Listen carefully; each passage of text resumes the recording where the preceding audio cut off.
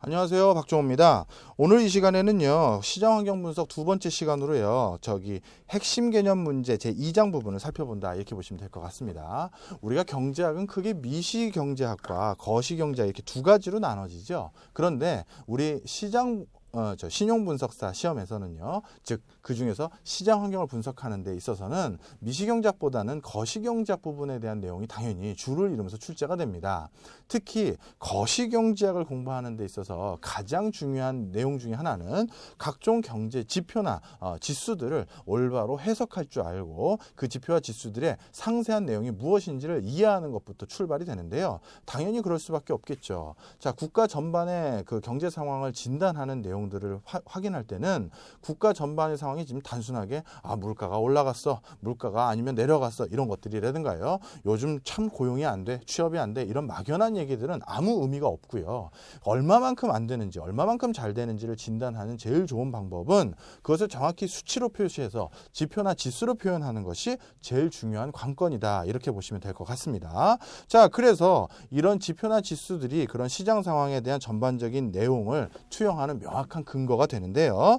자, 그렇다면 거시경제학의 제일 시발점인 이런 지표나 지수로 이걸 어떻게 해석해야 되는지가 우리가 먼저 이해해야 될 주요 관건이다, 이렇게 말씀드릴 수 있겠죠. 자, 그래서 저희가 이제 본격적으로 각종 지표들을 이제 확인을 해야 되는데요. 그 지표의 내용들을 한 번씩 살펴보도록 하겠습니다. 우리가 이제 지표를 포함해서 이거보다 좀 더 광의의 개념이 뭐냐면요, 경제 관련한 각종 지수나 이런 통계 처리 내용들을 확인을 하셔야 돼요. 그런데 경제 지표나 지수뿐만 아니라 변수라고 제가 써야겠죠. 이 중에서 이제 경제 지표나 지수는 일부분에 해당됩니다. 자, 그러면 경제 변수는 크게 두 가지로 구분을 할 수가 있습니다. 하나는 유량 변수고요.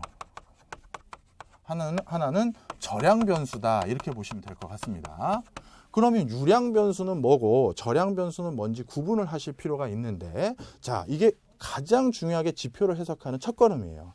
우리가 이제 어떤 지표는 기간이 굉장히 중요한 게 있습니다. 근데 그 기간을 정확하게 우리가 인지하지 않고 그것을 해석할 경우에는 잘못된 오해를 불러일으킬 수가 있는데요. 그래서 그 기간을 정확하게 이해하는 지표가 있는지 아니면 그 기간이 필요 없는 지표가 있는지를 구분하실 필요가 있습니다. 자, 그럼 먼저 유량과 절량을 기억하실 필요가 있는데, 유량은 바로 플로우라고 해서요, 이 유량이 바로 기간이 필요한 내용이고요. 절량은 바로 스탁이라고 해서 바로 기간이 필요 없는 내용이다, 이렇게 보시면 될 것 같습니다. 자, 그러면 유량과 절량 둘 중에 어느 것에 해당되는지 아마 의구심을 보일 수 있는데요. 자, 한번 보겠습니다. 유량은 일종의 이렇게 보시면 돼요. 기간을 의미하죠. 야, 너 연봉 얼마가 되니? 너 월급 얼마가 되니? 이렇게 얘기한 거 있죠. 그러면 연간 벌어들이는 소득이나 월간 벌어들이는 소득의 규모를 물어보는 게 바로 유량 변수다, 이렇게 보시면 될 것 같아요. 그래서 내가 1년 동안 얼마를 벌었다든가 아니면 한 달에 얼마를 벌었다든가 이런 식으로 기간을 통해서 집계되는 여러 경제 변수들이 있는데, 이런 것들이 바로 유량이다, 이렇게 보시면 될 것 같습니다. 대표적인 유량, 제가 거기 215페이지 가로 안에 써드렸죠. 수요나 공급이나 투자나 GDP, 이게 여기에 해당된다, 이렇게 보시면 됩니다. 그 다음에 절량 변수라고 나와 있는데요. 자, 절량이라는 건 뭐냐? 바로 연봉, 월급 같은 게 아니라 일정 시점을 가지고 물어보는 경제 변수다, 이렇게 보시면 돼요. 그럼 일정 시점을 가지고 물어보는 게 뭐가 있냐면 재산이다, 이렇게 보시면 됩니다. 연봉 월급이 아니라 재산. 그럼 너희 집 전체 재산이 얼마인데? 막 이렇게 물어보면 지금 이 순간에 재산을 물어보는 거지 기간을 가지고 물어보는 게 아니지 않습니까? 바로 이러한 절량의 개념에 해당되는 경제 변수로는요, 통화량이나 정부 부채나 실업자, 이런 것들이 여기에 해당된다, 이렇게 보시면 될 것 같습니다. 따라서 유량 변수가 아니다라고 부르는 것들은 바로 절량을 의미하는 건데요. 거기 보시면 저축, 너 연간 저축 얼마 하니? 우리가 이렇게 말로 되뇌일 수 있지 않습니까? 이건 유량임을 확인할 수 있죠. 야, 너희 회사는 연간 투자 규모가 얼마야? 이렇게 물어보지 지금 너희 회사 투자 얼마 했어? 이렇게 물어보는 경우 없겠죠. 자, 국부. 이 국부는 뭐냐면요, 국가의 부예요. 그러면 개인의 부는 뭡니까? 재산이잖아요. 자, 재산, 네 집 지금 재산 얼마니? 이렇게 물어본 것처럼 국가의 부도 이렇게 시점을 가지고 물어본다 이렇게 보시면 됩니다. 그래서 3번 국부라는 거 시점을 가지고 물어보는 절량의 개념이다 이렇게 보시면 될 것 같습니다. 그래서 215페이지에서 절량의 개념에 해당되는 거 국부다 이렇게 보시면 되겠죠. 소비도 연간 소비하는 금액, 월간 소비하는 금액 이렇게 되고요. GDP는 당연히 연간 집계되는 개념이다 이렇게 보시면 되겠죠. 자, 바로 그렇게 이해하시면 된다 이렇게 보시면 됩니다. 마지막에 이제 GDP를 가지고 제가 끝내긴 했는데요. 우리가 지난 시간에 또 국민소득 중에서 대표적인 국민소득의 계정인 GDP를 한번 슬쩍 수요공급 곡선에 우리 X축에 써드린 바 있습니다. 그것은 국민소득이 그만큼 즉 GDP가 우리 경제의 전반적인 상황을 설명하는 가장 핵심적인 경제 지표이기도 하지만요. 또 한 가지는 뭐가 있냐면요. GDP는 우리가 경제 전반에 무엇과 또 관련이 크냐 하면 바로 GDP를 통해서 또 다른 경제 현상을 진단할 수 있는 또 다른 지표들을 만들 수 있기 때문에 굉장히 그 의미가 크다 이렇게 볼 수가 있습니다. 그 중에 하나가 바로 뭐냐면 물가와 관련된 지표예요. 그래서 저희 페이지 수로 따지면 216페이지 바로 물가와 관련된 지표 지수들을 한번 따져보도록 하겠다 이렇게 보시면 됩니다.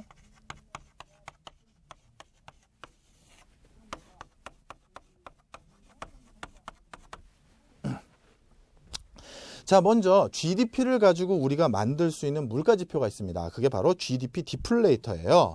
자, GDP 디플레이터는 무엇을 의미하냐 하면 자, 분모는 실질 GDP라는 부분이 있고요. 그 다음에 분자는 명목 GDP다 이렇게 보시면 돼요. 그러면 GDP 디플레이터는 실질 GDP분의 명목 GDP 곱하기 100 이렇게 표시가 되는데요. 자, 그럼 이걸 한번 정리를 해보겠습니다. 이게 어떤 차이가 있느냐? 자, 실질 GDP는 그 나라의 GDP, 새로이 생산된 물품들을 기준연도의 가격으로 계산을 해요. 즉 10년 전이 지금 기준연도로 우리가 측정이 되어 있다고 하면 기준연도는 매번 또 시기가 지나면 좀 변경이 됩니다. 그러면 10년 전의 가격으로 GDP를 측정을 합니다. 그 다음에 명목 GDP는 당해년도, 그러니까 지금을 말하겠죠. 당해년도의 가격으로 GDP를 측정해요. 그렇게 되면 밑에는 물품의 가격을 10년 전 걸로 측정했고 위에는 물품의 가격을 지금으로 측정했으면 가격 상승분이 밑에와 위가 이렇게 구분될 수 있다 이렇게 볼 수가 있겠죠. 자, 그래서 GDP에서 GDP를 가지고 디플레이터라는 것을 개념을 만들어서 물가를 측정한다는 건 기준연도 대비 지금 얼마나 물가가 상승했느냐를 측정할 수 있다 이렇게 보시면 될 것 같아요. 이게 GDP를 가지고 우리가 얻을 수 있는 또 하나의 경제 현상을 파악하는 개념인 거죠. 그거 말고도 GDP 성장률이라든가 1인당 GDP라든가 이런 것들을 우리가 활용해서 다른 경제 현상을 이용할 수가 있는데 그런 것들은 또 GDP를 활용하는 또 다른 축이고요. 제가 그거는 216페이지에 또 더 알아보기에 상세히 적어 드렸으니까 한번 확인해 봐 주시고요. 자, 217페이지 고용 통계도 좀 이따 해드리긴 할 겁니다만 218페이지로 먼저 넘어가 보도록 하겠습니다. 지금 물가지수 하고 있죠. 자, GDP 디플레이터 말고 뭐가 또 있냐면 소비자 물가지수라는 게 있어요.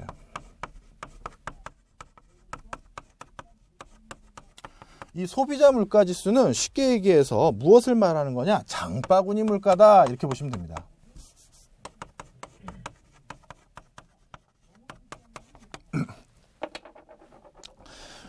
자, 정리해보면요 이렇습니다. GDP라는 것은요 말 그대로 올 한 해 동안 우리나라에서 새로이 생산된 모든 물건들을 전부 다 취합한 것이다 이렇게 보시면 됩니다.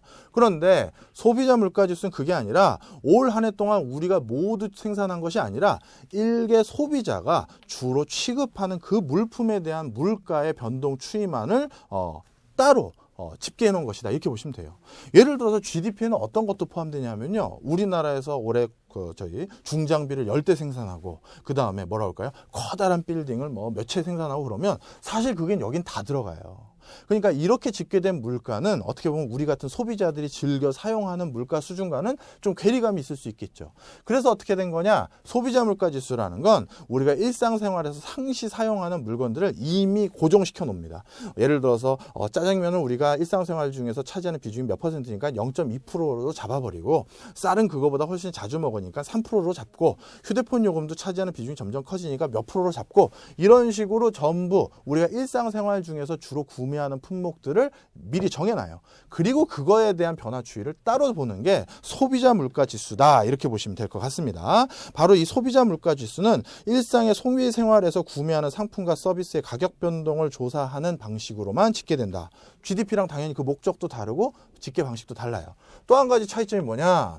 소비자 물가 지수는 미리 우리가 각각 주로 쓰는 물건들을 딱딱 뭐라고 할까요? 구획을 해놓습니다. GDP 디플레이터는 구획을 해놓은 게 아니라 그때그때 달리 표현을 하고요. 그 다음에 생산자 물가 지수라는 게 있어요. 사실 이 생산자 물가지수를 보면 이제 제가 참 마음이 아픕니다. 생산자 물가지수 제가 여기에서도 써드렸던 걸로 보이는데 그렇죠. 우리나라에서 가장 오래된 통계 편제입니다. 이건 뭐냐면 일제시대 때부터 우리나라를 군수공장화해서 만주벌판을 장악하고자 군수물자를 조달하기 위해서 원활하게 여기서 얼마만큼 생산할 수 있는지를 집계하기 위해서 제일 먼저 만든 통계처리예요. 자, 여기서 드러나죠. 뭡니까? 물건을 공급하는 사람들이 직면하고 있는 물가 수준을 확인하기 위한 게 생산자 물가 지수죠. 따라서 소비자 물가 지수와는 어떻게 보면 반대점에 있는 것들이다 이렇게 보시면 될 것 같습니다. 자, 수출입 물가 지수는 입에서 딱 드러나죠. 바로 수출입 현황, 즉 외국으로부터 물건을 수입하거나 수출하는 그 상황도 우리의 전반적인 물가 수준에 커다란 영향을 미치기 때문에 그러한 물가 수준의 변화를 확인하는 게 수출입 물가 지수다 이렇게 보시면 될 것 같습니다. 그래서 소비자 물가 지수, 그 다음에 생산자 물가 지수, GDP 디플레이터 이런 것들이 각각 가지고 있는 의미들이 어떤 의미인지를 여기서 면밀히 확인할 수 있다 이렇게 보시면 될 것 같아요. 자, 물가 지수 당연히 우리의 시장 상황을 확인하는데 굉장히 중요하겠죠. 예를 들어서 진짜 그런 경우도 있다고 합니다. 물가 수준이 많이 올라갔을 경우에는요, 어떤 회사 같은 경우는 주로 저가나 중저가 제품을 많이 생산하고 있는 업체가 있는데 사실 그 업체는 또 다른 화랑의 기회를 얻기도 한다고 하더라고요. 소비자들이 합리적인 소비 트렌드가 더욱더 강화될 수가 있는 환경에 놓여 있기 때문이겠죠. 따라서 물가지수, 이것도 당연히 전반적인 시장 상황을 또는 특정 기업의 신용평가를 하는 데 있어서 굉장히 중요한 요인이다 이렇게 보시면 될 것 같습니다. 자, 물가지수 설명해 드렸고요. 다시 그 앞 페이지 고용통계 상황 한번 살펴보도록 하겠습니다. 고용통계는요, 특정 기업이 고용통계와 직접적으로 연관을 맺을 이유는 별로 없어요. 그런데 전반적으로 경제 상황을 확인하는 데는 이 고용통계 자체도 우리가 굉장히 의미 있게 참조가 될 수 있는 부분이 있겠죠. 그래서 바로 고용통계도 이렇게 신용분석사 문제에서 곧잘 출제가 된다 이렇게 보시면 됩니다. 자, 그러면 우리가 실업률이라든가 경제활동 참가율이라든가 이런 전반적인 고용과 관련된 지표들을 해석하기에 앞서서 이런 지표들이 도출되기의 전 단계인 사람들의 그 고용 상태에 따라서 지금 이를 어떻게 분류할 수 있는지에 대한 분류 체계부터 이해를 해야겠죠. 먼저 보겠습니다. 대한민국 인구 전체 인구를 보면요. 전체 인구를 보면요. 이 전체 인구 중에서 특히 경제적으로는 다 의미가 있는 게 아니에요.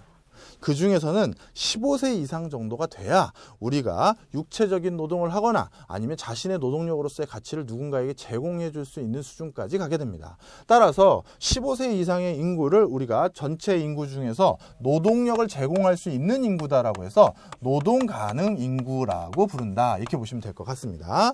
자, 이렇게 노동 가능 인구 중에서 우리가 일부를 다시 좀 경제적인 통계에선 뺍니다. 그 이유가 있어요. 자신이 아무리 노동력이 가능한 신체 발육이 잘 된 아니면 정신적인 지적 수준이 높아진 사람이라 하더라도 신체가 특정 지역이나 장소에 국한되어 있을 경우에는 우리가 실질적으로 자신의 노동력을 제공할 수가 없겠죠. 그런 대표적인 두 사람이 누굴까요? 하나는 군인이고요. 또 하나는 수감자일 겁니다.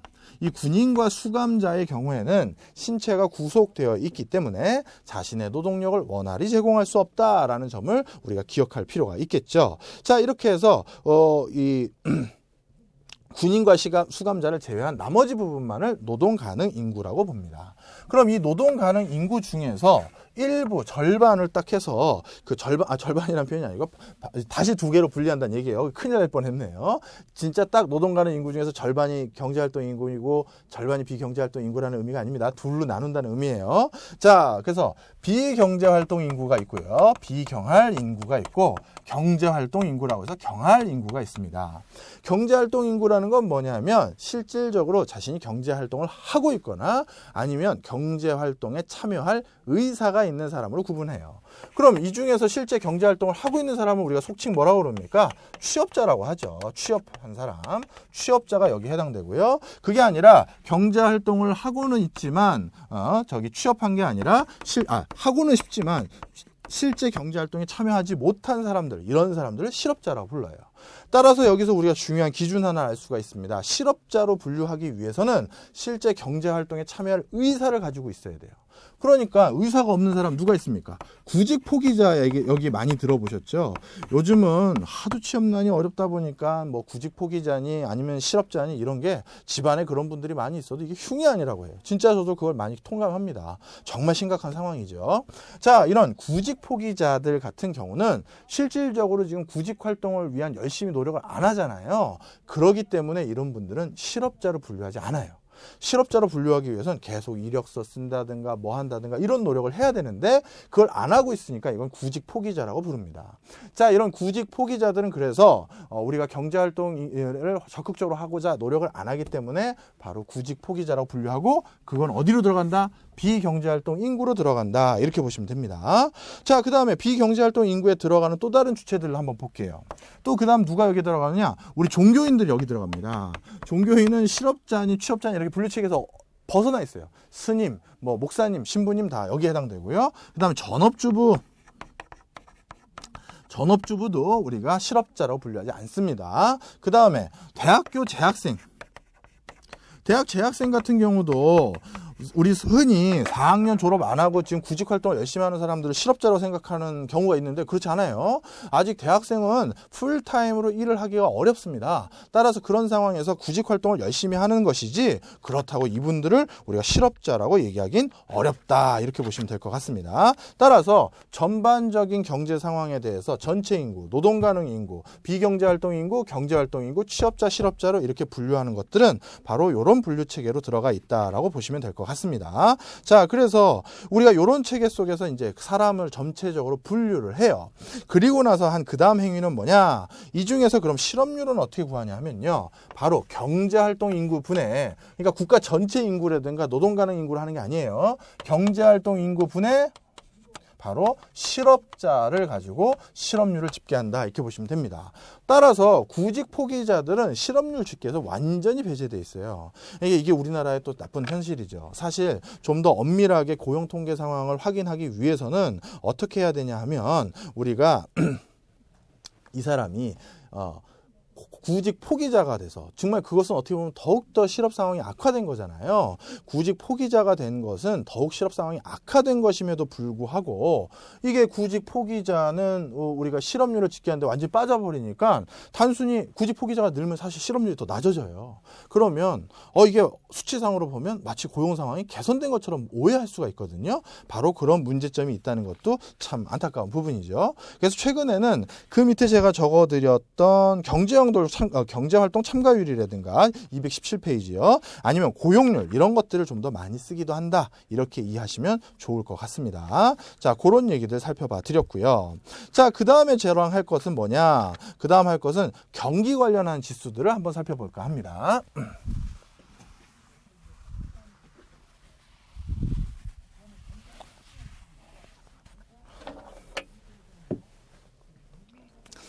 자, 경기 관련한 지수들을 한번 살펴보기 위해서요. 무엇을 살펴보냐 하면 저희 220페이지와 221페이지에 경기 관련한 지수들에 대해서 설명을 해놨습니다. 자, 여기 경기 관련한 지수들을 좀 보시면 저희가 크게 지금 제가 왼쪽 220페이지에는 경기 종합지수라고 해놨고요. 그 다음에 오른쪽에는 경기 관련 심리지수라고 했는데 원래 경기가 무슨 뜻이라고 제가 한번 말씀드린 적 있습니다. 기억하시죠? 바로 뭐냐면 전반적인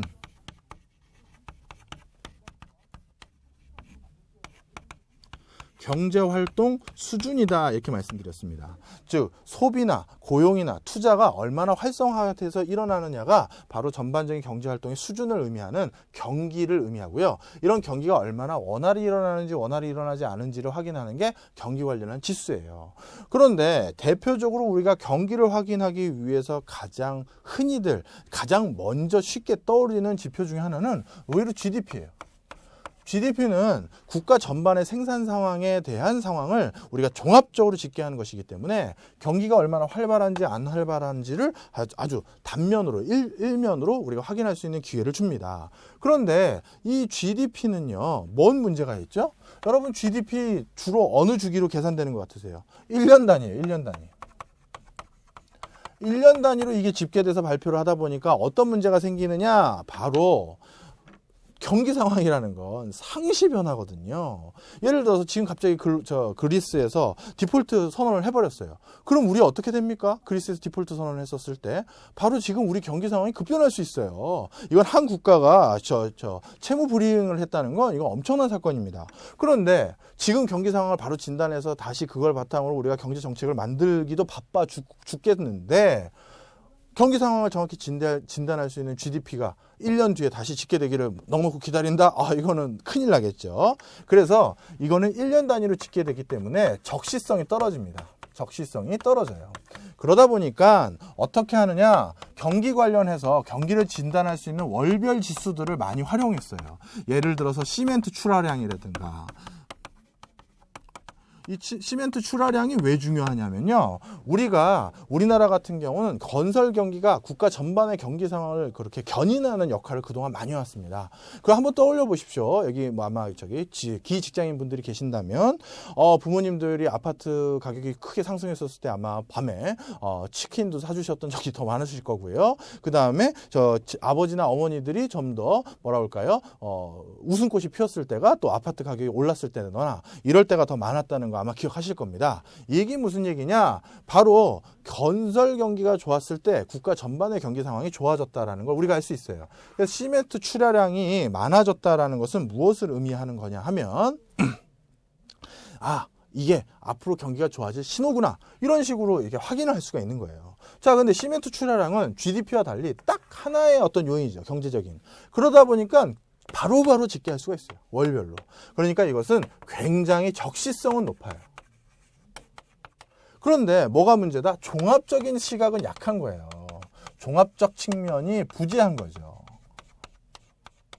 여기는 종합적 측면은 좋아요. 즉 경제를 꼼꼼히 빠짐없이 모든 요소를 확인하는 건 GDP는 좋다는 얘기죠. 자, 그러면 GDP와 같은 것들의 지표의 장점, 그 다음에 월별 경기 지표들에 가지고 있는 장점, 이런 것들이 이렇게 극명하게 차이가 있는데 요 둘을 종합한 게 뭐다? CI, 바로 경기 종합지수라는 거예요. 이건 뭐냐면 사람들이 경기 상황을 전반적으로 확인하기 위해서 필요한 요소가 두 가지인데 종합적인 측면도 빠짐없이 확인을 하면서 바로바로 상황을 모니터할 수 있는 기회를 엿보려고 하는 건데 경기 종합지수는 바로 이 두 가지 측면을 같이 가지고 있다라고 보시면 될 것 같습니다. 자, 예를 들어서 경기 종합지수는 어떤 것이다? 바로 어떻게 집계되는 거냐면요. 각종 경기 관련 지표들을 취합한 다음에요. 이걸 통계 처리해서 제시를 합니다. 그럼 각종 경기 관련 지표들은 언제 집계가 되겠습니까? 바로 월별 집계될 수 있는 지표들을 가져와요. 그런데 시멘트 출하량은 건설 관련한 것만 볼 수 있고, 그 다음에 종합주가지수는 증시 상황을 볼 수가 있고, 고용 상황은 아까 좀 전에 했던 실업률 통계라든가 그런 걸 볼 수가 있고요. 그 다음에 재고 상황을 보는 것 또 다른 것도 있고, 이런 식으로 모든 부분들을 전부 빠짐없이 체크할 수 있는 각종 월별 지수들을 전부 다 취합을 해요. 그리고 그다음에서 그걸 바탕으로 어떻게 하냐? 통계 처리를 해서 하나의 수치를 발표를 하니까 뭡니까? 적시성도 살렸고요. 종합적 측면도 가능한 거죠. 이거는 적시성과 종합적 측면,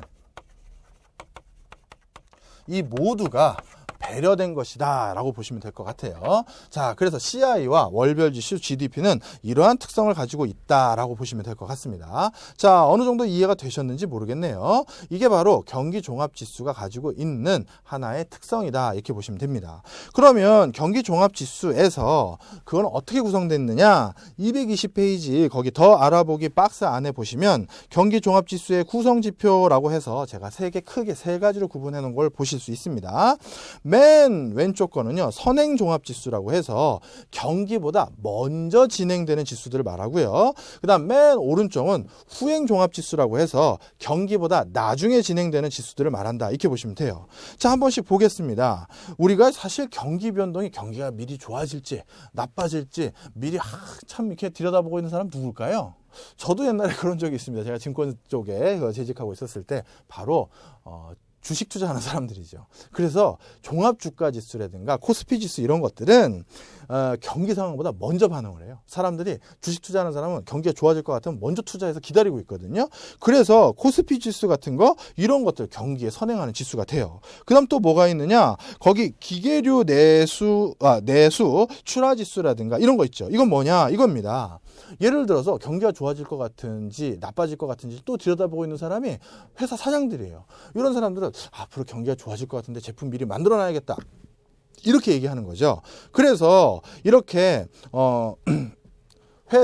회사 사장들은 경기가 좋아질 것 같으면 물건을 적시에 더 많이 만들어내기 위해서 어떻게 하느냐, 기계를 미리 도입해 놓습니다. 바로 그거와 관련된 거다 이렇게 보시면 돼요. 그러니까 이 밑에 있는 일종의 지표들이 왜 선행지수에 들어가는지를 이런 식으로 좀 유추해 가시면서 외우시면 좀 암기의 번거로움이 줄어들 수 있다 이렇게 보시면 됩니다. 동행지수는 당연히 경기 상황과 같이 맞물려서 움직이는 걸 말하는 거고요. 후행지수 중에서 대표적으로 이제 거기 보시면 제가 거기에는 좀 적어드리지 않았는데 상근 근로자 수 말고 이직 관련한 것들이 여기에 또 포함되기도 합니다. 이건 뭐냐면 경기가 좋아지고 잘 나가는 회사에 좀 사람들이 다니다 보면 이런 생각을 해요. 내가 여기 말고 또 다닐 데 없을 줄 알아? 하면서 자기 월급 막 더 달라고 이제 아우성 치다가요. 그러다가 이제 이직이 막 높아지기 시작합니다. 그런데 벌써 사람들이 이렇게 이직을 많이 이제 생각하게 되는 시점이 오면 이건 벌써 경기 꺾였다는 겁니다. 아마 취업을 준비하시거나 귀취업하신 분들이 이직을 고민하고 있을 때 요 부분 주의하셔야겠죠. 따라서 후행지수는 바로 그런 식으로 모니터를 해야 되는데요. 그래서 이미 경기가 상승을 찍을 거라고 생각해서 제품을 많이 만들다 보니까 경기가 그걸 뒷받침하지 못해서 재고가 쌓이기 시작해요. 이런 경우 경기 후행지수가 들어가는 거고요. 바로 여기에 들어가는 내용들이 이러한 식으로 유추해서 좀 살펴보시면 좋다 이렇게 보시면 될 것 같습니다. 하나하나 다 진단해드리지 못해서 좀 죄송해요. 우리가 이제 다 여러 가지를 또 확인을 해야 되기 때문이다 이렇게 이해해 주시면 좋을 것 같습니다. 그나마 좀 암기하는데 팁을 드리고자 해서 좀 이렇게 배려해 드린 거고요. 자, 221페이지 보시면 거기는 뭐냐, 경기 관련한 심리지수다 이렇게 돼 있습니다. 이건 무슨 얘기냐면요, 사실 우리가 실제 경기가 좋아지는지 나빠지는지에 가장 중추적인 역할을 하는 건 바로 개별 경제 주체들의 미래의 기대 심리예요. 예를 들어서 프랑스에서 실제 이런 일이 있었습니다. 2차 세계대전 이후 한때 조금 잘 나가던 프랑스에서 뭔가 만성적인 경기 불황이 올 것 같은 느낌을 받은 거예요. 그런데 정부에서 그동안 경기는 괜찮습니다 하면서 계속 이렇게 얘기를 하다가 도저히 이제 국민들이 정말 니네 아닌 것 같은데 의구심을 갖고 그러니 어느 순간 정부에서 이제 본격적인 불황을 좀 준비할 때가 됐습니다라고 발표를 해버렸어요. 어떻게 보면 이제 실질적으로 이제 선전포고를 한 거죠. 그랬더니 어떻게 되냐, 실제 경기가 급속히 냉각이 됐습니다. 이건 무슨 얘기냐면 아마 여러분들이 국가의 여러 가지 경제 정책을 발표하는 것도 이런 관점에서 좀 이해하시면 좋을 것 같아요. 국가는요, 실제 경기 상황이 점점 안 좋아질 것이라고 확인을 했다 하더라도 그걸 실질적으로 그렇게 얘기를 해버리면 실제 그 현상이 더욱더 가속화되거나 심화됩니다. 따라서 경제를 설명하는 부분 중에서 되도록이면 긍정적인 거를 자꾸 얘기하면서 경기가 사람들에게 이런 정말 나쁜 것 같은데 정말 정부가 자꾸 저렇게 얘기하니까 좋아진 건가? 모르겠다. 사람 좀 더 뽑자. 기계 좀 더 사보자. 이런 것들을 어떻게든 유지시켜야 되는 게 그나마 경기를 부양할 수 있는 하나의 방법 중에 하나거든요. 이처럼 경기라는 건 심리 굉장히 영향을 많이 받아요. 그러면 경기 상황은 무엇을 가지고 확인할 수 있다? 심리적인 요인을 가지고 확인할 수 있다라는 게 경기 심리 지수인데요. 크게 두 가지가 구분됩니다. 하나는 BSI예요. 저희 221페이지 수식 부분에선 BIS라고 하였는데 이거 오타입니다. 죄송합니다. BSI입니다. 이거는 기업 실사 지수라고 해서 기업 CEO들에게 물어보는 겁니다. 설문조사를 통해서 앞으로 경기가 정말 좋아질 것 같습니까? 나빠질 것 같습니까?를 물어보는 거예요. 그래서 100보다가 더 높으면 경기가 실제 좋아진 거고 100보다 더 낮으면 경기가 실제 안 좋아진 것이다. 이렇게 보시면 될 것 같아요. 이게 바로 기업 실사 지수다. 이렇게 보시면 될 것 같고요. 그 다음에 소비자 종행 지수는 CIS 지수예요.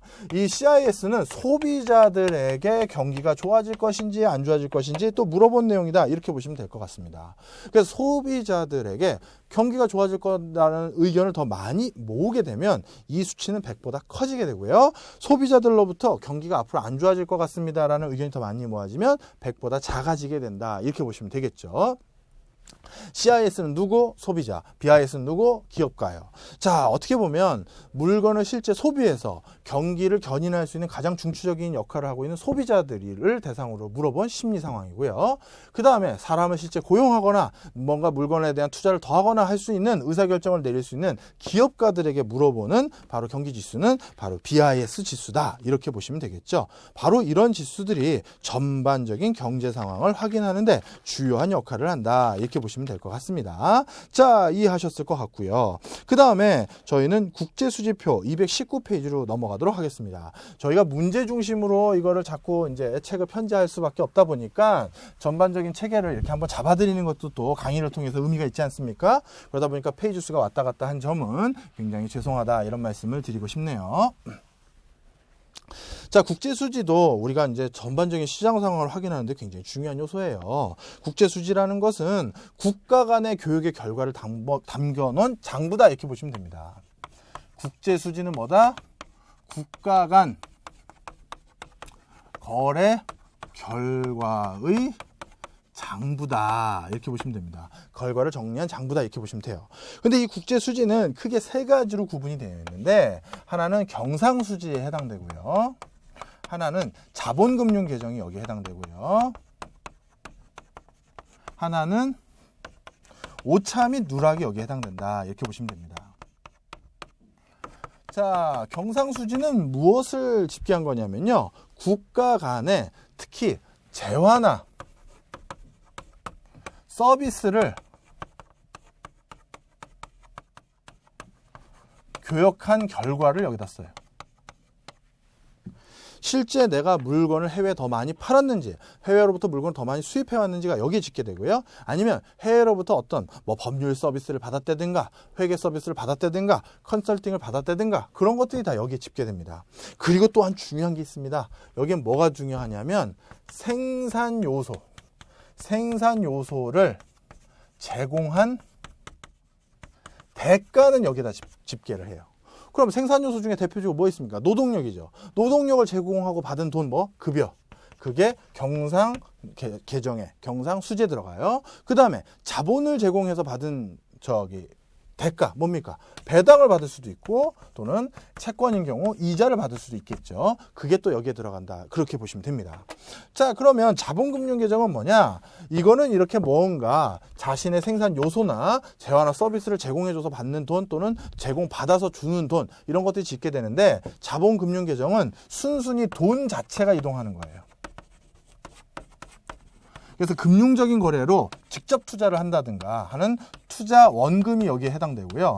또는 국제적인 거래에서는 요즘 무상이전이라고 해서 아무 대가 없이 그냥 해외 원조해주고 그런 거 있죠. 원조금 이런 거 여기에 들어간다 이렇게 보시면 됩니다. 자본금융계정 그래서 투자 원금이 여기 들어간다 이렇게 보시면 돼요. 그러면 여기서 재밌는 게 있죠. 예를 들어서 제가 해외에 어떤 돈을 투자했어요. 그 자본금 투자한 거는 어디로 확인이 된다? 바로 자본금융 계정으로 확인이 되는데 이 돈을 줘서 받은 이자나 배당은 어디 확인이 된다? 경상수지에 확인이 된다. 이렇게 보시면 될 것 같습니다. 이런 것들 우리가 또 정확하게 구분하셔서 기억하실 수 있어야겠죠. 자, 국제수지는 이렇게 기억이 된다. 이렇게 보시면 돼요. 그래서 내가 해외에 무역을 했었을 때 어떤 쪽에서 돈을 더 많이 받게 되는지 더 적게 받게 되는지 아니면 국제수지표에 학교에서 경상수지가 흑자를 기록했다 그러면 어떤 결과로 인해서 외국으로부터 교육 결과가 어떻게 됐구나 이해할 수가 있고요. 자본금융개정은 어떤 형태로 이루어지기 때문에 자본금융개정에 흑자폭이 증가했다든가 적자폭이 감소했다라고 하면 그게 또 무슨 내용인지를 이해하는 가장 기초적인 내용은 우리 신용분석사에서 시험이 나옵니다. 그런 것들까지는 기억을 해두셨으면 좋겠다. 이렇게 보시면 될 것 같아요. 자, 지금은 저희가 1장하고 지난 시간과 지금 시장은요. 기업을 둘러싼 시장 상황 전반을 이해하는 각종 지표들과 큰 흐름을 수요 공급 곡선으로 확인할 수 있는 걸 제가 짚어드렸다면요. 다음 시간에 3장은 그 기업이 뛰어놀고 있는 특정 산업, 예를 들어서 해운산업이면 해운산업이라든지 보험산업이라면 보험산업이라든지 이런 부분에 대한 상황을 진단하는 모델을 하나 설명해 드리겠다. 이렇게 보시면 될 것 같습니다. 이 부분은 이제 우리 어떻게 보면 경제학보다는 경영학에 가까운 내용들이 더 많다. 이렇게 보시면 되겠죠. 자, 저는 그러면 다음 시간에 또 찾아뵙도록 하겠습니다. 오늘 이 시간 여기서 마치겠습니다. 감사합니다.